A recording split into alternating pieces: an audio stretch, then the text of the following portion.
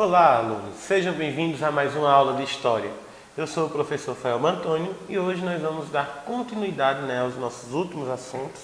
A gente que veio estudando até agora o que foi a Revolução Industrial e o que foi o imperialismo.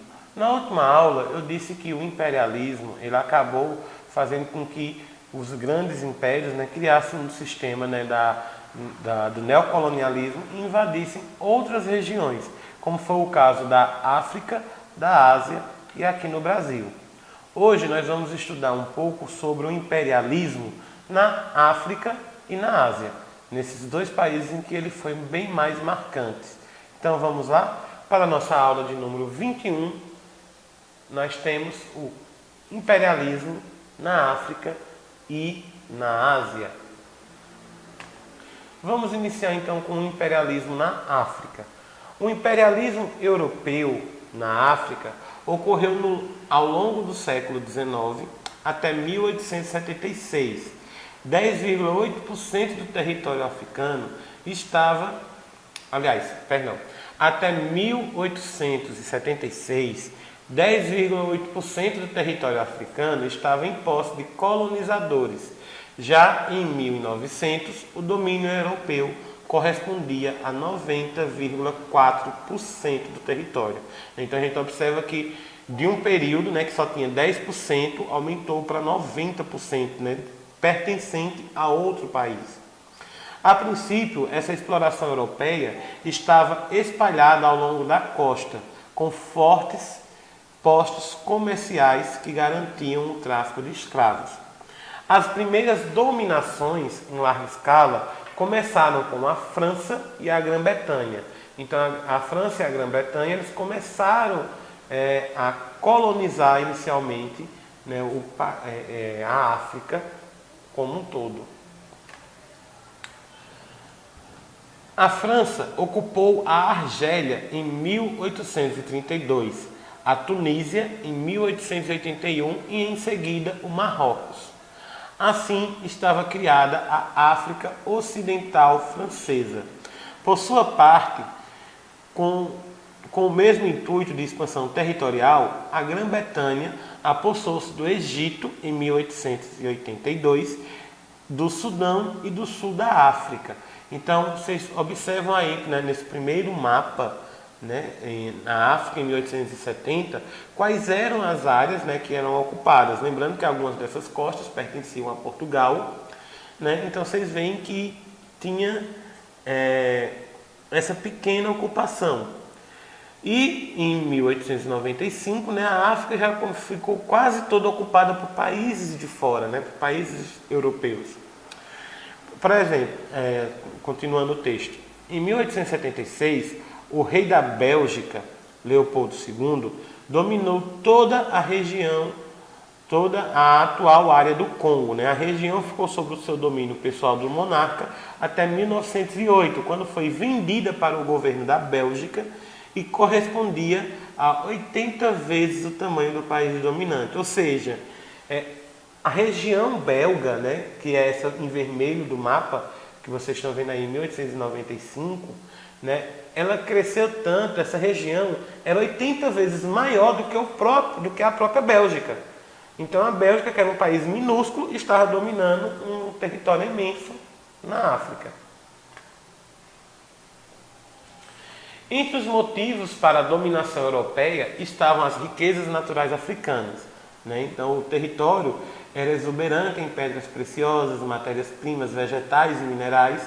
Então, como estratégias de dominação, foram usadas negociações políticas, manobras militares e religiosas.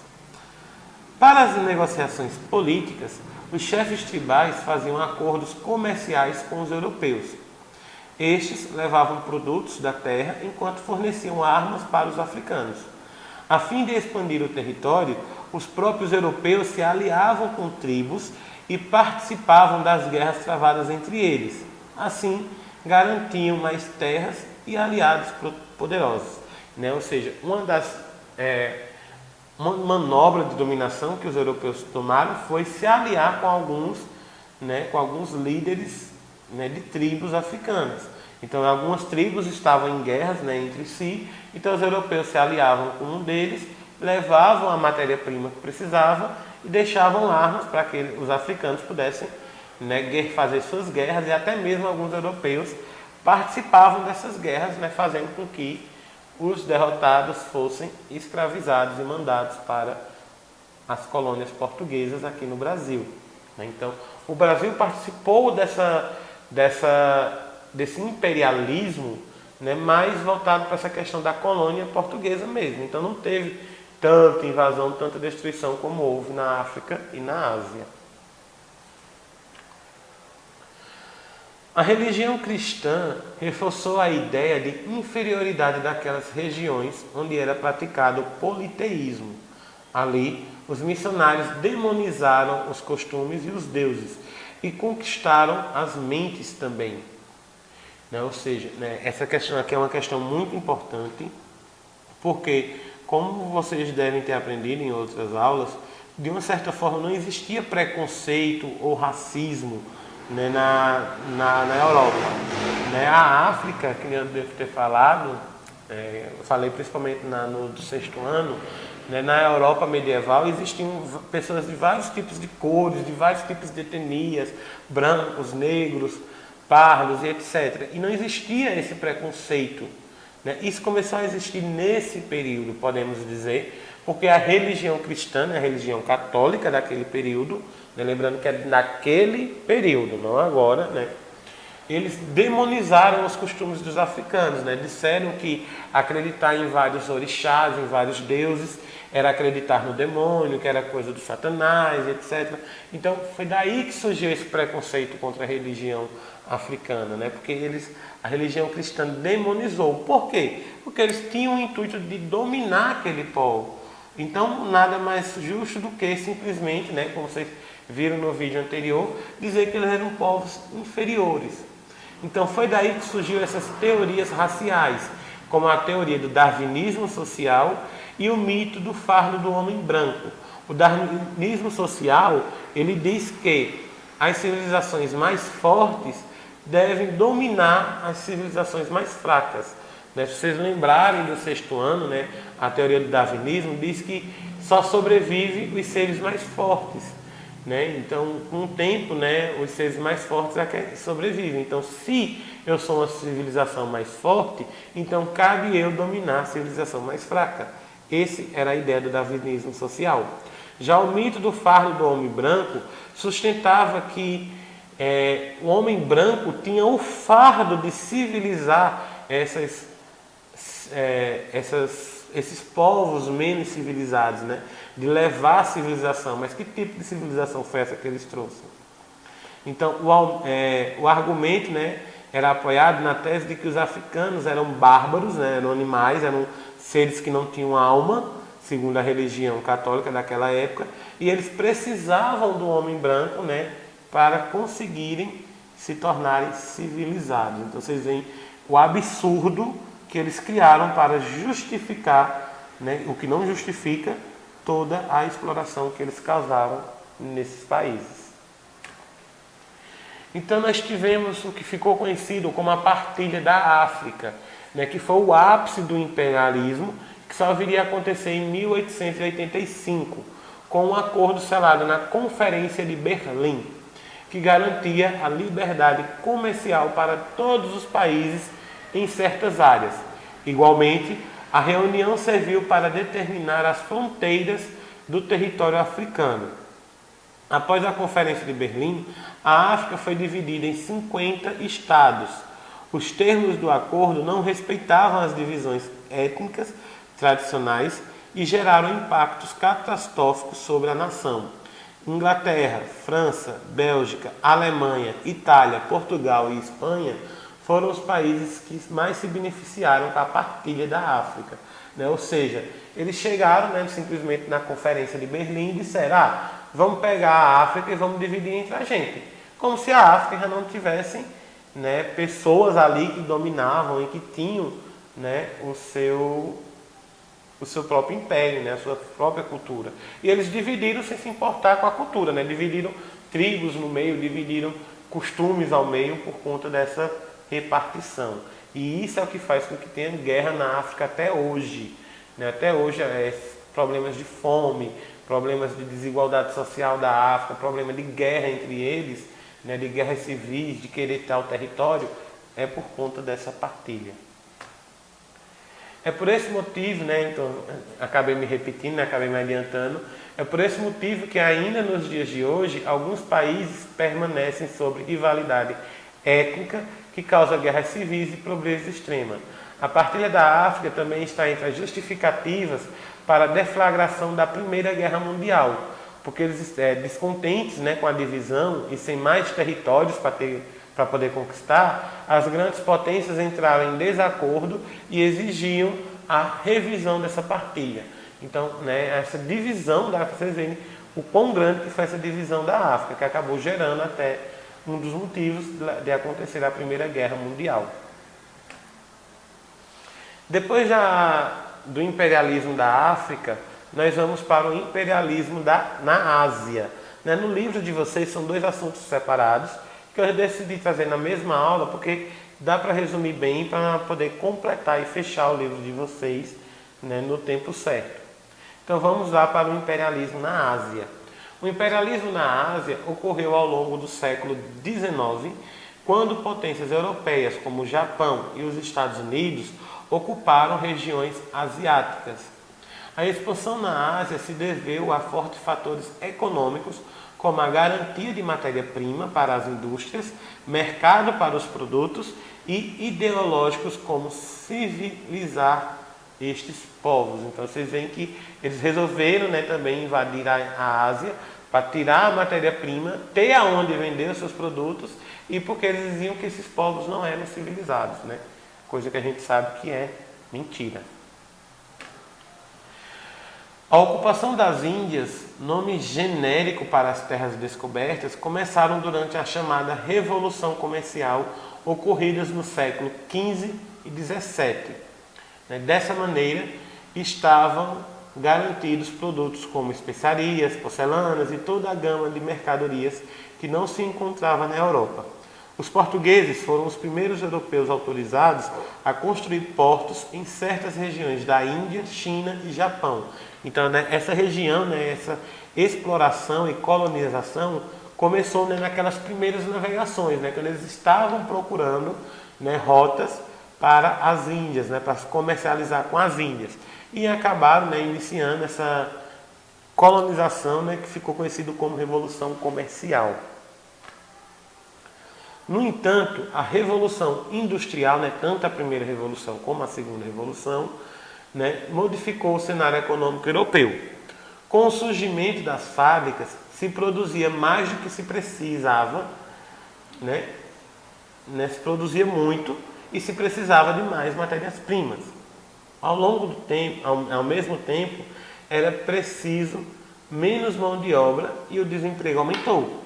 Dessa maneira, as nações industrializadas como França e Inglaterra verão suas novas protagonistas na conquista imperialista aos países asiáticos. O que é que ele quis dizer? Depois da Revolução Industrial, eles começaram a produzir mais. E para produzir mais, precisavam de matéria-prima. Se eles fossem tirar a matéria-prima da região em que as empresas estavam, né, eles iam passar por problemas ecológicos. Então eles foram buscar essas matérias-primas em outros locais. Além de que eles começaram a produzir tanto que eles tinham mais do que eles precisavam. Então eles tinham que vender em outras regiões. Então, né, fez com que a França e a Inglaterra, que iniciou, né, essa revolução industrial, e depois outros países engajados na segunda revolução, né, foi que iniciaram essa partilha da Ásia. Nesse contexto, Inglaterra, França e Holanda foram ocupando territórios na África e na Ásia. Né? Na África a gente já viu. Mais tarde, o Império Alemão também se lançaria à conquista de regiões por esses continentes. Igualmente, o Japão aproveita para invadir a Península Coreana e parte da China. Os Estados Unidos começará então a ocupar ilhas no Pacífico e o símbolo dessa sua conquista foi o Havaí. Então a gente vê que os Estados Unidos e Japão começam a a partir da Segunda Revolução Industrial, né, após o fim da Segunda Guerra e da Guerra Fria e tudo mais, a entrar nesses países. Então, o primeiro país, né, que foi dominado foi a Índia. A Índia foi ocupada gradativamente pelos ingleses e franceses a partir do século XVIII. No entanto, os franceses tiveram que renunciar às suas conquistas nessa região depois da Guerra dos Sete Anos, né? Então, depois que a França passa pela Guerra dos Sete Anos, ela não tem mais condições, né, de continuar invadindo a Índia, né, e tentar colonizando ela. Assim, as zonas pertencentes à Grã-Bretanha ficaram sob a administração da Companhia das Índias Orientais, enquanto outras eram geridas sob o regime do protetorado. Então, a Grã-Bretanha, né, a Inglaterra, começa a dominar bem aquela região da Índia. Isso significava que muitos dos governadores locais, né, os marajás, mantiveram o seu poder. Mas a atividade agrícola passou a ser do cultivo de algodão e de juta e que eram destinadas para as fábricas inglesas. Como consequência, os alimentos escassearam e houve fome no campo. Essa situação, aliada às crescentes medidas discriminatórias impostas pelas autoridades britânicas, levaram a sublevações, como foi a revolta dos Cipaios, que ocorreu em 1857. Então, os ingleses eles discriminavam muito os indianos, né, por serem negros, né, por terem a cor da pele mais escura, e também por causa da fome, etc., levaram os cipaios, né, a se revelar. Né? Lembrando que tem alguns livros que trazem cipaios com C, outros trazem cipaios com S, né? Então vocês escolhem aí se querem escrever cipaio com C ou com S. A revolta dos cipaios, né, ocorreu em 1857 e ele foi tema de um filme que eu já indiquei em uma das minhas aulas, que foi o filme O Motim. Né? Então, um filme maravilhoso que traz, né, todo esse contexto, início dessa guerra. Então, quem puder assistir, né, ele é maravilhoso. Os indianos foram derrotados, né, nessa guerra dos cipaios, né, e 2 anos depois, né, as consequências dessa revolta, né, o que teve foi o endurecimento do poderio inglês. A Companhia das Índias Orientais foi dissolvida, mas a Índia foi incorporada oficialmente ao Império Britânico, através da coroação da Rainha Vitória como Imperatriz da Índia em 1876. Né? Vale lembrar que a Índia só veio conseguir sua independência 100 anos depois, quando entra em cena a figura de Mahatma Gandhi e etc. Mas a inflamação para a Índia pedir independência iniciou com essa revolta dos cipaios. O próximo país, né, da Ásia que a gente vai estudar agora é a China. As imposições inglesas à China foram devastadoras. O governo chinês dificultou as transações comerciais de chá pleiteadas pela Grã-Bretanha, que encontrou no ópio a solução para obter mais lucro. Então, né, a China tentou, né, dificultar esse comércio que estava tendo com a Grã-Bretanha, né, com a Inglaterra, e a Grã-Bretanha, já que era proibida de comercializar chá, começou a comercializar ópio. O ópio é uma substância que é quase como se fosse uma droga, uma maconha, um crack, uma coisa assim, que ela é altamente viciante, né? E ele possui efeitos devastadores e por isso era proibido na Grã-Bretanha. Então o que foi que a Grã-Bretanha fez? Em vez de vender na Grã-Bretanha, ele começou a fabricar ópio e vender na China, o que acabou viciando a população da China. Em pouco tempo, né, as pessoas se tornaram dependentes e o governo chinês fez um apelo para os britânicos que não comercializassem mais, mas tudo isso foi em vão. Como a reação, né, os chineses queimaram em 1839 ao menos 20.000 caixas de ópio que estavam no porto de Cantão. Em seguida, resolveram fechá-lo aos britânicos, que tomaram essa atitude como uma agressão e declararam guerra ao país. Esse episódio ficou conhecido como a Guerra do Ópio e teve efeitos catastróficos para os chineses, que foram obrigados a assinar, em 1842, o Tratado de Nanquim, né? Ou seja, os chineses tentaram evitar a venda do ópio, mas os britânicos, né, retalharam com uma guerra que ficou conhecida como a Guerra do Ópio. Os chineses perdem a Guerra do Ópio e têm que assinar o Tratado de Nanquim. O Tratado de Nanquim determinava a abertura de 5 portos chineses para os ingleses e transferia Hong Kong para a Grã-Bretanha. Então a cidade, o estado, o país de Hong Kong seria agora da Grã-Bretanha. O Tratado de Nanquim foi o primeiro de uma série de tratados desiguais, onde o Reino Unido tinha muito mais vantagens comerciais do que a China. A França e os Estados Unidos se aproveitaram da fragilidade da China para assinarem tratados comerciais com esse país, né? Então, ou seja, a China ficou fragilizada após a Guerra do Ópio e acabou tendo, né, esse problema com essas relações comerciais. O maior golpe, porém, ocorreu em 1851 com a revolta de Taiping, que motivada por questões religiosas, pela insatisfação dos camponeses com o governo imperial e com a invasão estrangeira. Então, como eles estavam cansados dessa invasão estrangeira, eles resolvem se revoltar, e essa revolta é conhecida como Revolta de Taiping. Os americanos e britânicos apoiaram militarmente o imperador a fim de garantir futuras vantagens. Calcula-se que o conflito tenha deixado 20 milhões de mortos entre feridos de guerra e fomes e doenças.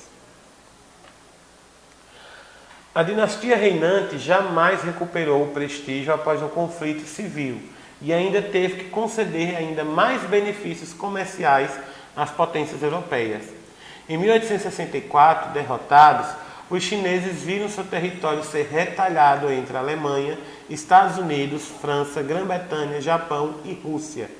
Né? Como eles perderam nessa revolta de Taiping, eles tiveram que dar mais concessões ainda.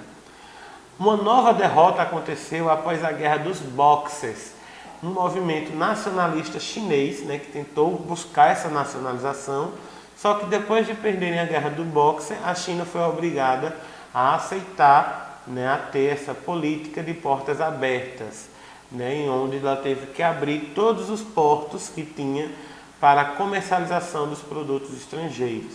Então é aí, né, que todos esses produtos estrangeiros começam a invadir a China.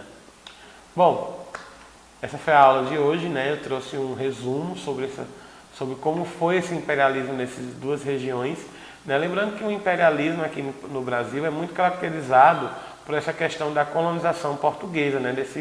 De como Portugal e Holanda, em alguns momentos, né? A França também tentou dominar o Brasil. Então, por isso que não é tão comum você encontrarem o assunto do imperialismo no Brasil, né? Tem o imperialismo no Brasil, que é justamente a de Portugal, né? Mas que a gente estuda como história do Brasil normal. Muito obrigado a todos e nos vemos na nossa próxima aula. Até já!